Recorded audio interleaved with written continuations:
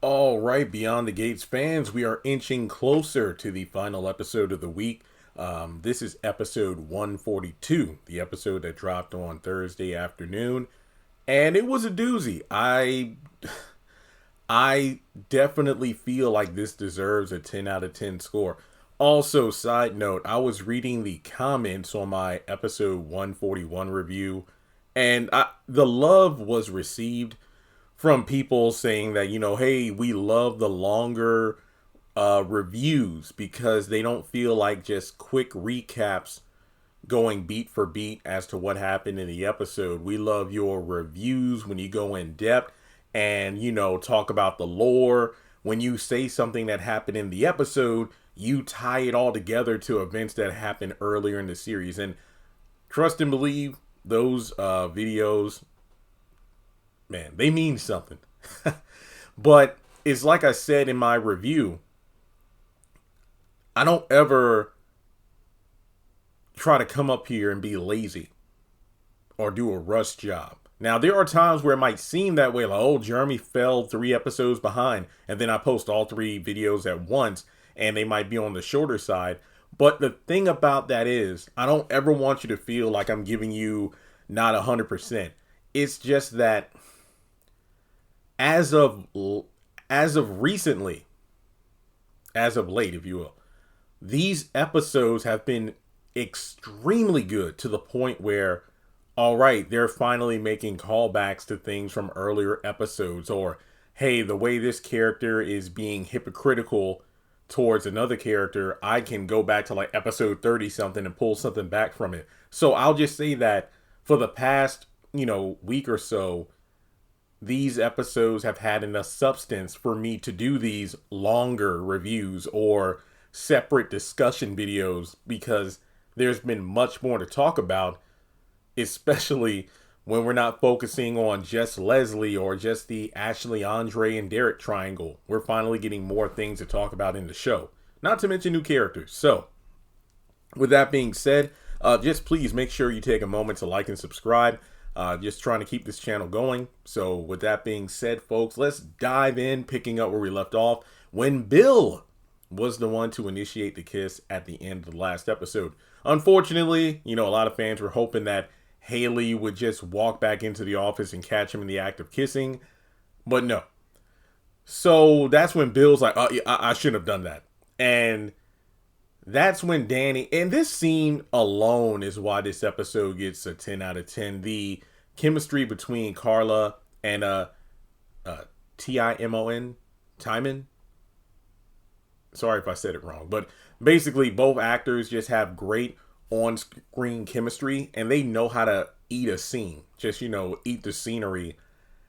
So Dani accuses Bill of trying to own her, and then talks up her new husband.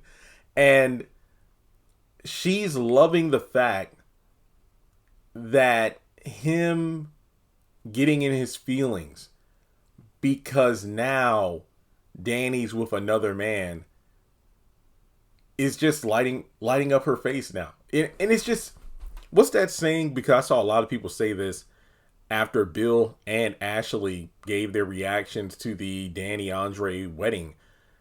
It's not so fun when the rabbit got the gun. I think that was the expression I saw someone use. And it makes sense because Ashley had no problem telling Andre, the reason I called you over to the hospital is because Derek and I are engaged and we're getting married. We got back together. He's my person.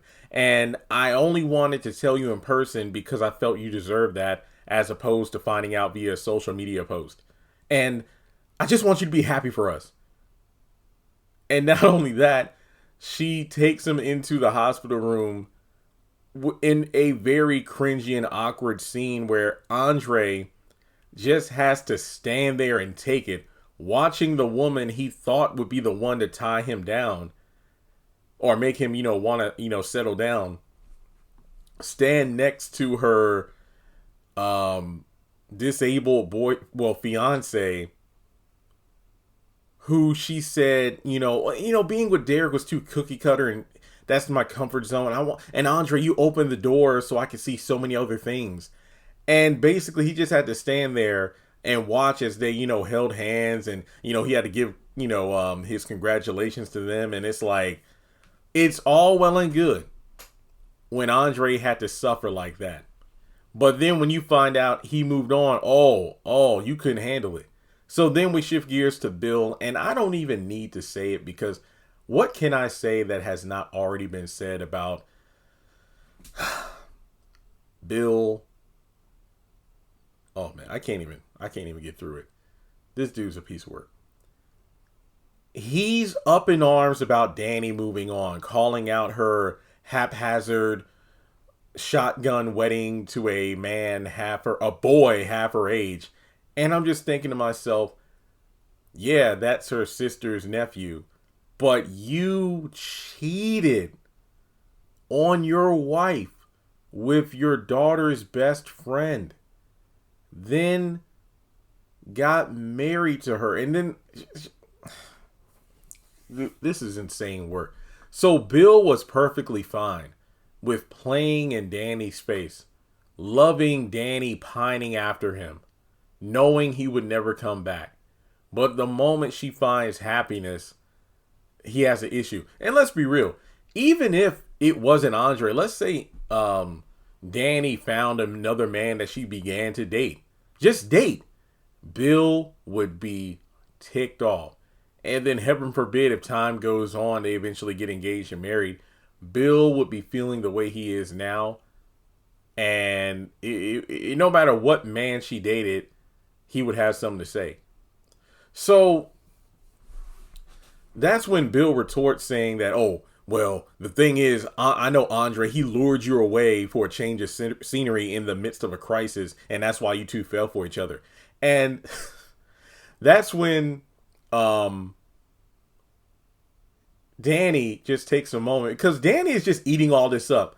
Okay, you know what, Bill? I'd love to hear you explain to me how me marrying someone who loves me is all about you.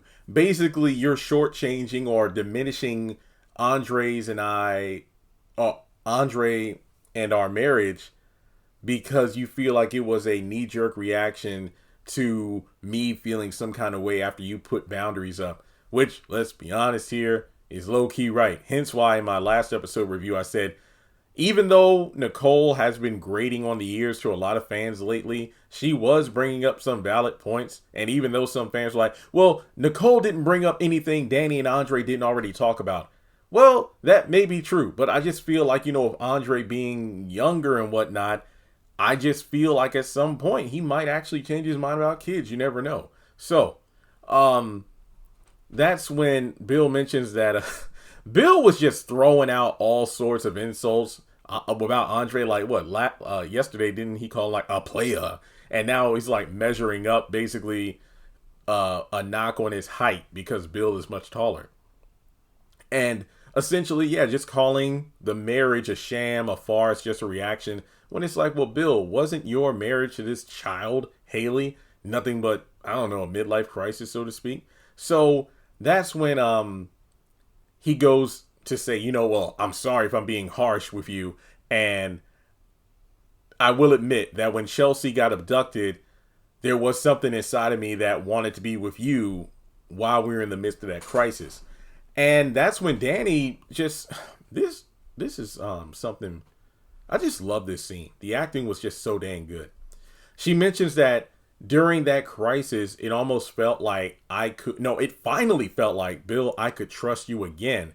But then you shut me down, and that was a knife to my heart. And if we're being completely honest here, the only reason Bill did it was to shut up Hayley, because Hayley would not let it go about how close they were getting in the midst of the crisis there. So he says, well, I'm sorry that you reached out for that child. And that's when she's like, so what? He's young, but he curls my toes. Boom, in your face, Bill. I mean, does Hayley do the same for you? Nah, not really. So that's when Bill, is called out for making her feel worthless in that moment.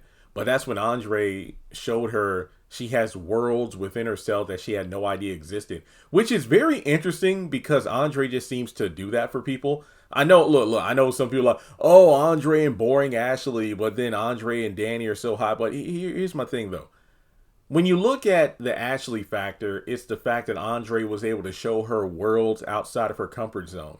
And when it comes to Dani, it's almost like Dani got her groove back, showcasing that, hey, Bill might have left me, but I'm still Dani Dupree, damn it. I still got it. And Andre just showed me that part of myself. And it's like I said for quite a while. I don't personally want Dani and Andre to be in game. I think they do a lot for each other in terms of Andre showing Dani that there is life after Bill, that you still got it. And when it comes to what Dani shows Andre, it's that even though Dani is a match for me in terms of fiery passion, being spontaneous and whatnot, I just feel like, and not that the age gap bothers me, I have much more life to live. I was never a husband, never a father, but Dani, she's already been in a marriage that lasted, two or 3 decades. She has 2 grown adult daughters. And hey, unbeknownst to either of them, she's about to be a grandma. So with Andre, there's so much more to do in life. And I feel like that's why, after having that last spontaneous, situation, friend with benefits, whatever, I'll just say friends with benefits with Dani, having someone to settle down with Ashley just feels right, in my personal opinion. So that's when she mentions how I haven't felt this impulsive since, my younger days. Basically a callback to, when she left the family to pursue modeling and whatnot.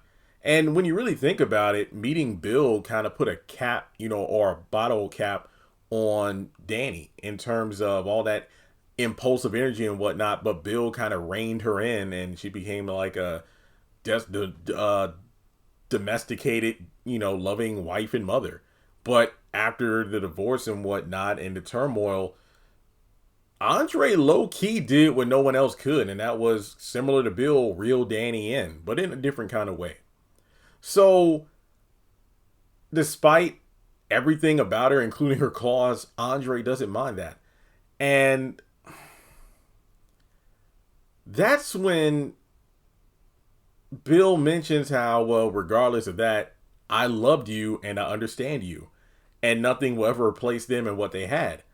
Which is sweet, but at the same time, you're still married. And then that's when Dani, oh man, this was heartbreaking. And it just goes to show the acting was so dang good.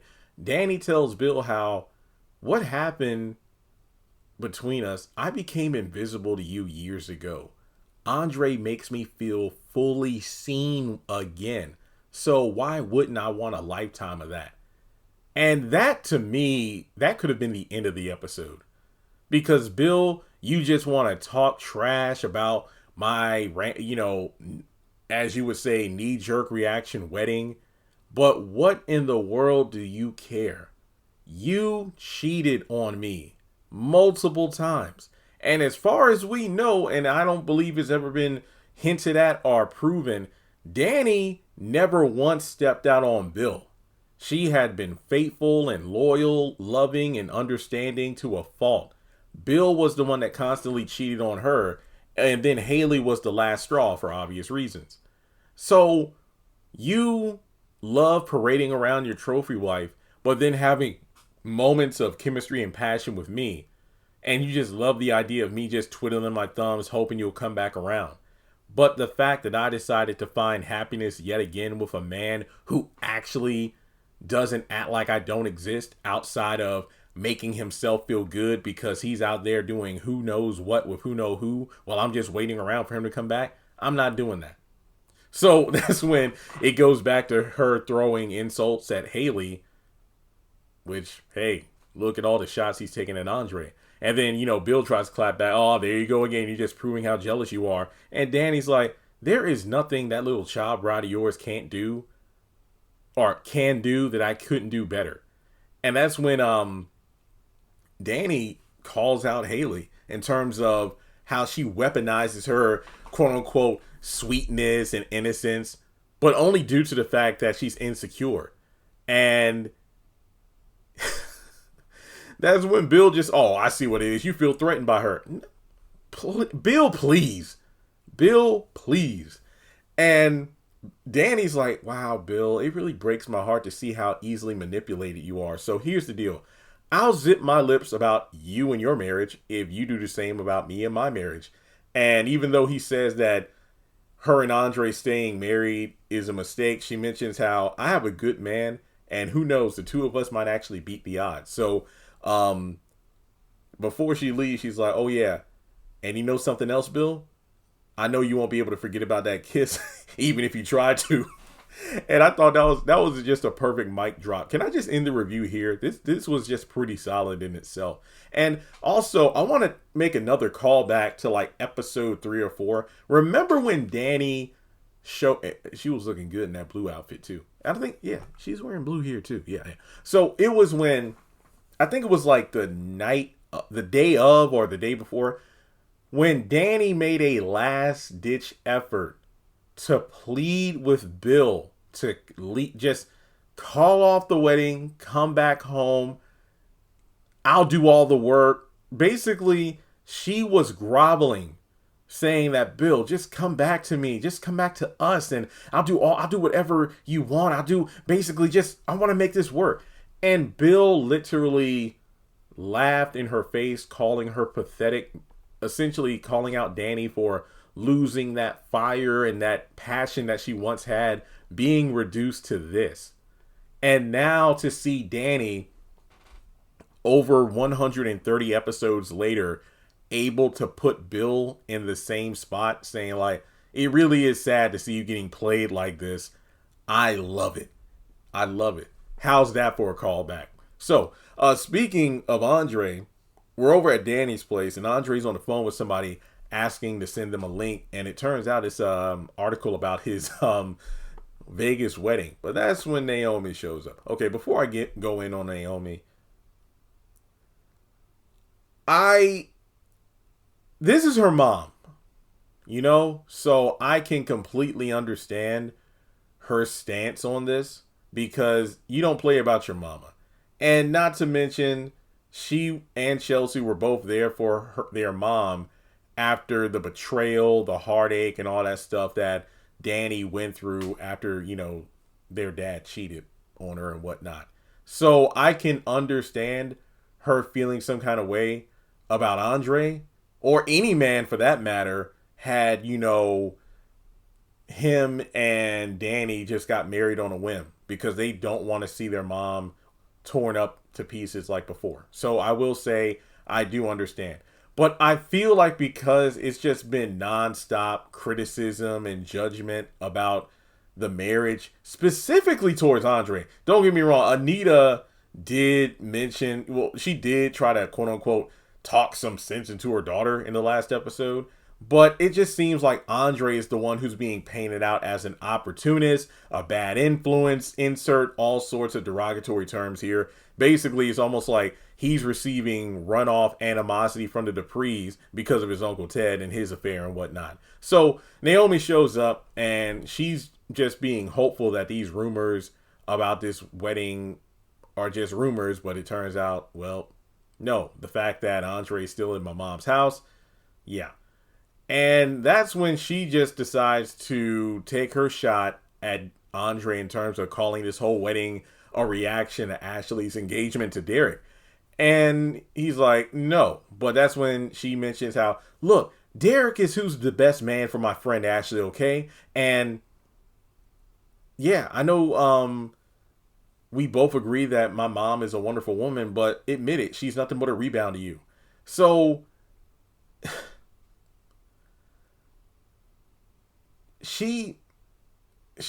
this was messed up.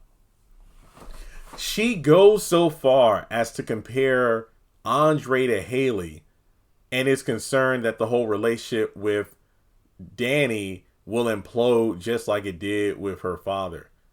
And I'm just like, what the heck?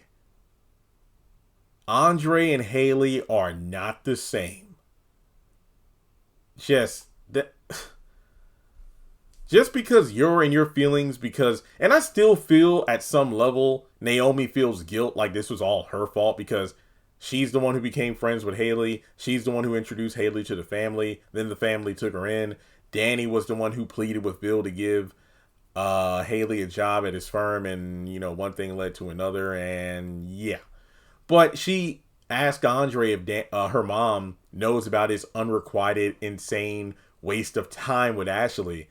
And he boldly says, oh yeah, she knows all about it because we had nothing to hide. So you could just tell Naomi was pulling a Nicole, basically trying to take, pop shots at Andre in regards to, so what's going to happen if, I don't know, Ashley becomes available again? And Andre's like, well, it's not like that's going to happen, right? And she's worried that this was all just a careless wedding, and that her mom, being spontaneous as she is, didn't think about any sort or take any sort of precaution and just made it happen. And that's when Andre's like, yeah, instead of being worried about me and your mom, you ought to be worried about Bill, which is honestly a very good point.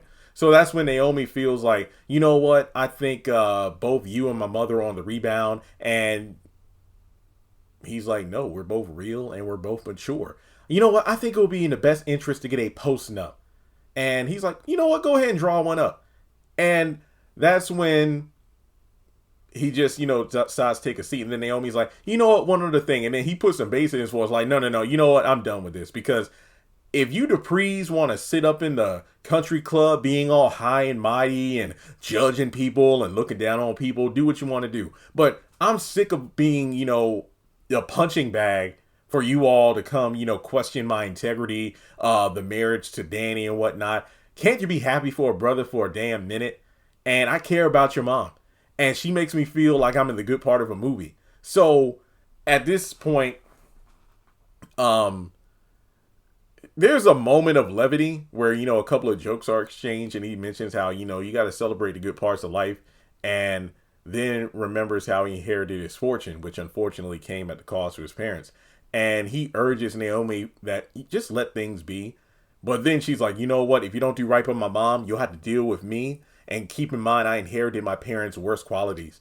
Now, yet again, I admit, Naomi being the daughter, it makes sense. But I just can't give up on remembering how intrusive and whatnot she is, because I don't know. I mean, here's the thing. You literally told Andre to his face, well, Derek is the right man for my friend Ashley. Okay, if that's the case and they're engaged and whatnot, and then you even called his unrequited feelings to Ashley an insane waste of time, why are you even bringing up the whole, well, what's going to happen if Ashley becomes available again? Leave it be. Sheesh. So Dani actually shows up, and that's when her and Andre talk about Naomi's visit and whatnot. So they kiss, and she says that it just rubs the family's nose in the dirt because she's done the opposite of what she's always been ordered to do. And that's when she tells Andre about her recent conversation with Bill, but doesn't mention the kissing. However, I will say this. Bill was the one that kissed her. So I'm not going to sit up here and act like, oh, Dani cheated. I don't know. But then again, what if Ashley kissed Andre? Just saying. So Bill gets home, and he wants to take his wife to dinner to, make up for the argument from earlier. But that's when Hayley drops a bomb saying, this news will break your heart maybe, because I took a pregnancy test and I'm late. So I'll make you a father again real soon. And Bill's face says it all, like, oh, no, Bill. What about them boundaries, Bill? Come on now. Hey, don't be worried about chasing after Dani and whatever she's doing with her new, child husband or whatever. Oh, she's on a rebound. Don't you worry about a thing. You're mocking her man-child husband, but guess what? Your child bride is about to make you a daddy again. How you like that? Oh, man. Just seeing the color out of his face faint just fade out when Hayley made this announcement. I love it. This is awesome. So we go over to Ted's office at the hospital. Jacob stops by and asks about Doug leaving the hospital. And, Ted doesn't want to speak out of turn about the situation. But that's when Jacob, says that, look, there's nothing at all to indicate any sort of foul play or, anything to suggest that Doug's death was anything more than a reckless DUI. And he's just doing his due diligence as an officer or, a cop. And that's when Ted admits, aside from incidents and erratic behavior, no patients were harmed, while Doug was working here at the hospital. And from his, own recollection, Doug never once mentioned any sort of home life trouble, but it was an open marriage. There's that aspect of it. And speaking of open, we have Vanessa showing up at the hospital and Shanice, gives her condolences. And that's when Ted and Jacob come around the corner and they all talk. And she mentions how Donnell is back in town and she cries. So that's when Ted takes her to his office so they can talk for a bit. So Jacob actually has a moment with Shanice about Doug, and it's not like she can say too much, and that's the one thing I like about Shanice. She was, introduced as the hospital gossip, but to have these moments where we see that she upholds HIPAA as well as, certain things where it's like, hey, that's not my business to tell. I think it just shows another side of her character. That makes her more attractive too. Now, that's when he does ask about Derek. And you know how she's like, hey, HIPAA, I can't say anything. And he's like, yeah, you know what? I should have known that he would tell you something in regards to feeling something in his legs. And Shanice's face says it all. It's like, he didn't have to say a thing. I knew he was recovering. Uh-oh. But she does say how she knows that Derek found out about Dani and Andre's eloping. So Jacob actually gets a phone call from Naomi and asks her out for dinner. And she's feeling run down after talking to her new father-in-law. So eventually he does get home and brought her chicken soup and whatnot. And she is in her, bedroom attire, sitting under a blanket. And she's looking rather upset. And that's when Jacob's trying to figure out what's wrong. And it's like, this isn't just something I can get over. And Jacob's looking really concerned, like, what's going on? I'm pregnant. So Bill is about to be a father and a grandfather at the same time. Good on you, Billy boy. But no, if memory serves, and like I always say, hey, folks, I've watched and reviewed every episode, but I'm not going to remember everything. I might remember a lot, but I might not remember everything. Wasn't there one episode where I think Naomi was talking to Ashley? Maybe it was Ashley. And she says something to the effect of, I don't know what I would do if Jacob and I got pregnant right now. Like, basically, I guess because she would be focusing on her career or whatever. Essentially saying that, yeah, a baby would just not be, this would not be the right time. And just based on her reaction or her body language and all what she told the news, this was not the announcement of someone who's excited. This is the announcement of someone who's like, I can't believe this is happening. So first of all, let me say this. Congratulations. Secondly, ha ha ha. Hopefully having this, this pregnancy will keep Naomi out of other folks' business and focus on her own thing. Because, I saw this as a joke that somebody made online and it had me dying. It was in one of the Beyond the Gates groups. It's like, Jacob is always talking about opening a case and yet he's never closed one. First, it was the Laura trying to find out who ran her off the road. Then it was the case with trying to pin Marcel for the murder of the busboy Kenneth. And now you're trying to open up a case about like a wrongful or foul play involving Doug and his death. Like, give it a rest, man. Like, you haven't solved the damn case at all. Now, to be somewhat fair, because I did comment on it by saying, you know what's sad? Kat has better instincts than this trained detective. But the thing is, Jacob does things by the book, and more often than not, his hands are tied either because of all the legal red tape that he has to go through in order to make something stick, and also the powers that be, whether it be Detective Marcel or his own father, get in the way when he's on the cusp of solving a case. So I can't be too hard on him, but I can't ignore the facts about that. Now, we go over to Ted and Vanessa, and I hate the circumstances, but to actually see these two having a conversation, considering Vanessa has not been all too friendly since Ted's affair on her best friend had been revealed. But yeah, he gives her a box of Doug's belongings, and they both wish they had paid more attention to Doug to kind of see the signs of just trouble he was going through. And he tells Vanessa to go easy on herself, and that guilt is a horrible place to live, and the neighbors there are awful. So as they're having this conversation, I think that it really does help in a weird way, that similar to Doug, and even though Vanessa might not admit it herself, Ted can relate to keeping secrets and whatnot, and hidden shame, and that's toxic. But they talk about Doug's addiction to gambling, and she feels like she wasn't paying attention. Well, it doesn't help you. You're spending way too much time with other men, but whatever. And that's when he mentions, secrets and shame are toxic. And Vanessa she wanted to believe that Doug had moved past his addiction. And I'm going to be honest here. I just don't think Vanessa cared. Now, don't get me wrong. Her being upset at Doug for dragging her into this whole mess with Joey, I get it. Because his addiction led to her business being put on the line in order for his debts to be erased. So in her mind, she thought that, quote unquote, making the sacrifice to get her husband out of this hole would make him stop gambling altogether, put some sense into him. But then it turned into her own addiction, being sex, taking effect. And it's like, Doug, I sacrificed my livelihood to stop, you from going deeper into your hole of debt. So your addiction should be fixed now. So let me indulge in my addiction with the guy who put you in the hole in the first, no.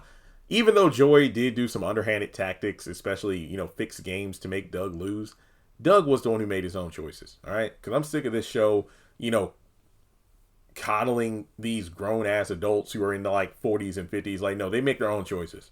So we go over to the casino, and holy crap, this review is longer than the last one. All right, so Donnell meets with Joey, and Joey pays his condolences about his father, and he's like, so why are you blaming me for your father, Dr. McBride's untimely death? And that's when Donnell says, well, you're the one who owns this place, and my father came here a lot, and your employees recklessly overserved my father alcohol, leading to the DUI. And that's when he says that the family is filing a wrongful death suit, and they won't stop until they shut him down. And obviously, this is something he's doing without his mom knowing. So that's when Joey says, I had a strong conversation with my staff, and I changed the protocol, but there is no law in this state that makes him liable to your father's death. And you know what? Let me go ahead and make a phone call to the bartender / dealer from that night. So when he comes in, Donnell notices that he's wearing Doug's, his father's watch. And that's when Joey's like, how'd you get it? Oh, I got it from in a poker game. So he gets fired on the spot, and then he walks out. So after that, Joey continues to pay his condolences to Doug's son, who then admits that he wanted to attack that guy, for what he, did to his father, but I stopped myself because it's what my father would have wanted. And Joey would love to hear all about him. And I'm just like, yo, that's some cold work, literally. So as they're talking about how Doug was a giant among men, and I'm just thinking to myself, bro, you called him a loser, deadbeat, banging his wife. Even when Doug came in the casino room and saw you and her up against the wall, you just glared at him like, yeah, yo, chick's jungle fever is over. No, bro, man, Joey is a piece of work. So Vanessa shows up, and it's like, Mom, how'd you know I was here? Oh, well, Joey texted me.